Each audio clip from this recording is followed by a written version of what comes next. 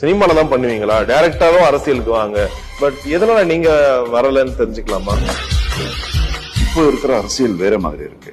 பணம் நம்ம நினைக்கிற மாதிரி. நம்ம எதுக்கு வரணும்னு நினைக்கிறோம்? இங்க தட்டி கேட்கணும்னு வரோம். இல்ல, அது நடக்காது. ஹைகமாண்ட் சொல்றதுக்கெல்லாம் சிங்செட் போடணும். அது நம்மளால முடியாது. பணம் இருந்தாதான் இங்க ஜெயிக்க முடியும். அந்த அளவுக்கு என்கிட்ட பணம் இல்லை.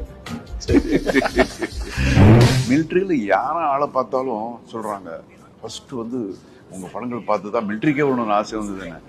ஆனா இப்படி ஒரு இன்ஸ்பயர் பண்ணது நிறைய பேருக்கு. கிளாஸ் இறக்குங்க அப்படின்னுவாங்க.